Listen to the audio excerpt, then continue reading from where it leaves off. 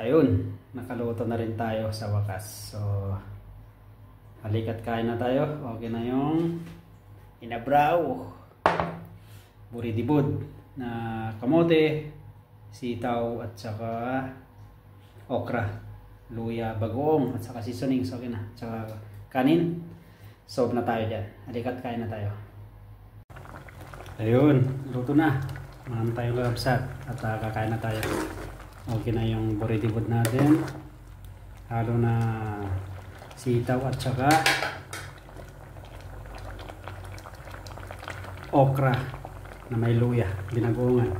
Dinengdeng buridibod sa Ilocano. May kayong tamangan tayo. Halika't kakain na tayo. Ito yung lulutuin natin. Lutong probinsya, lutong Ilocano, buridibod. So, bumili tayo ng kamote, luya, sibuyas, okra, sitaw, at saka meron tayong bagoong. Ito yung mga namimiss kong pagkain. At magbuburidibod tayo, tawag sa Ilocano. Kagabsat kagayam na yung bang oras sa amin.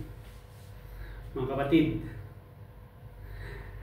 isang maganda at mapagpalang araw sa inyong lahat. Ngayon ay galing tayo sa trabaho at mag 1:50 in the morning na.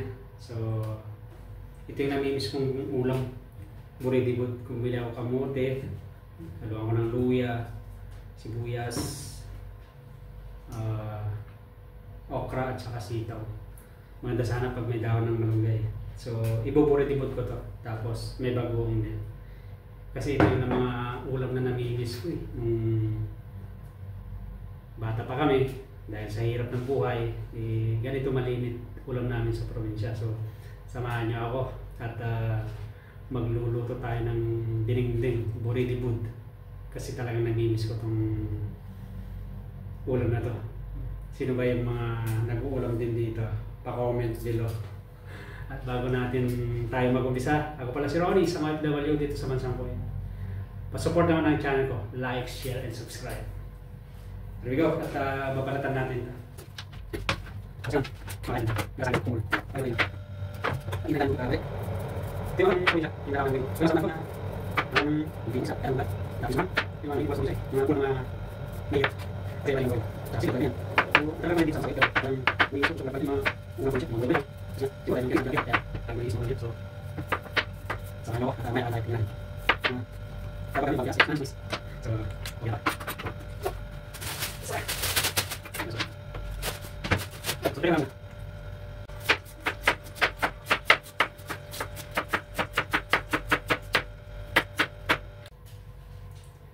Ito, na-prepare na natin na hiwa-hiwa na natin yung kamote, sitaw, okra, at saka yung sibuyas sa luya. So, bagoong. At saka seasonings lang yan, katalong na sa akin. So, sige, lulutuin na natin.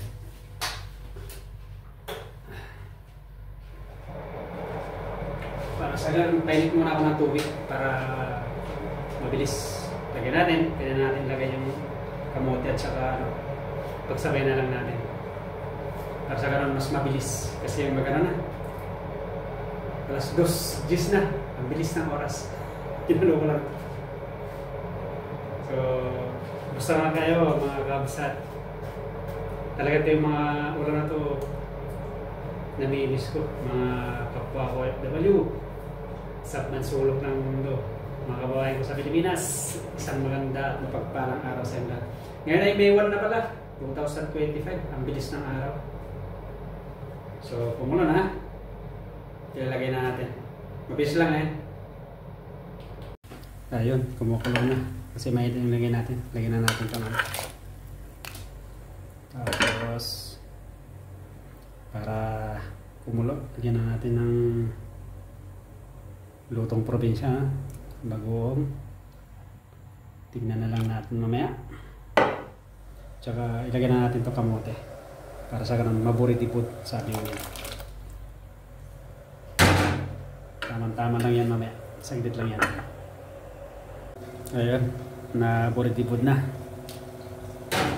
Ayun, pwede na. So ilagay na natin tong okra at saka sitaw. Pagsabay na natin. Ayos.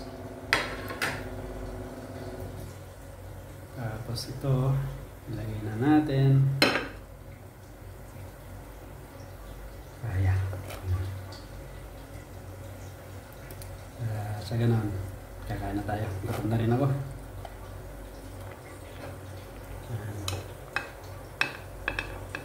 Baka malaglag.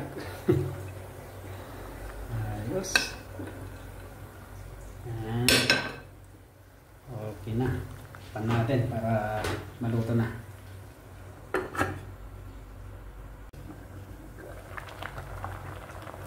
Ayun. Naluto ang kakabsat. Luto na yung buritibod natin sa Ilocano. Kamuti, okra at saka sitaw. May kain tamangan tayo. Kain tayo mga kapatid. Kapsat mga kapatid, may kain tamangan tayo. Halika't kakain na tayo.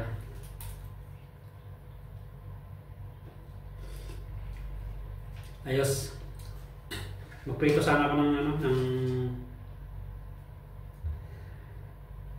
isda. Kaso nga lang gabi na natulog na yung mga kasama ko.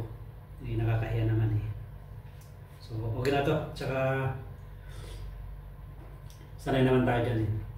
Matamis yung yung kamuti.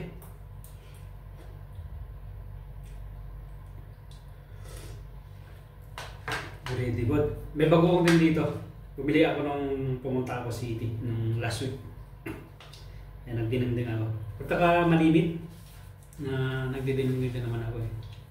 Minsan nga inano ko rin yung mga gulay-gulay. Bili na plants, pinapakulan tapos nilalagyan ko ng buhong, sibuyas, luya, tsaka kamatis.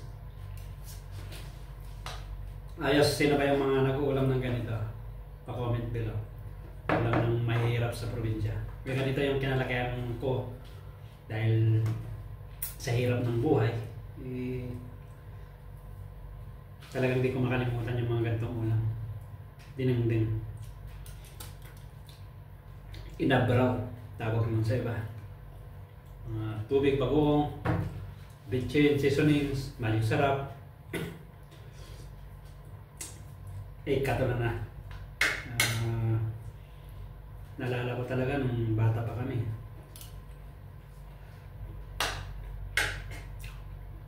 Na kung makakain ng masarap, ay tuwang-tuwa na. Pero papalamat pa rin ako sa Diyos. Dahil kahit pa paano, nabago rin konti yung buhay ko. Gawin din yung pagsisikap ng mga magulang ko. Dahil kahit ang hirap ng buhay namin ay ginawa na ng paraan para makapag-aral kami. Maraming salamat sa mga magulang ko. Inang at saka tatay.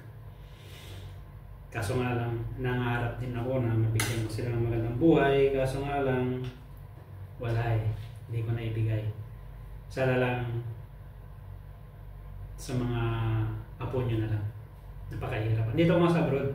Kaso nga lang, eksakto rin. So, sana maintindihan nyo. Mahal na mahal ko kayo.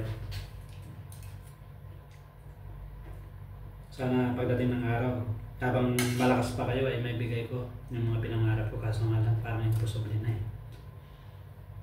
Yung nabibigay ko sa'yo na buwan-buwan ay pasensya na kung magkaano lang. Kasi iniisip ko kahit pambili nyo ng bagoong, asin ay masaya na ako. Mabigyan kayo ng konti. So pasensya na kayo talaga. Ginang datang. Alang-ala lang sa inyong mga apo. Dahil alam nyo yung pangalan ko, yung pangalan nyo nga po, nasa college na. Mahirap, gastos. So Lord, maraming salamat sa mga gulang ko, sa pamilya ko. So, halika't kain muna tayo.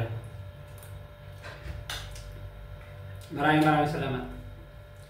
Hanggang sa muli. Ako pala ulit si Ron, isang OFW din sa bansang Kuwait. Pa-support channel ko, like, share, and subscribe. Have a great day to all of you. Isang maganda at pagpalang araw sa inyong lahat. Paulit-ulit.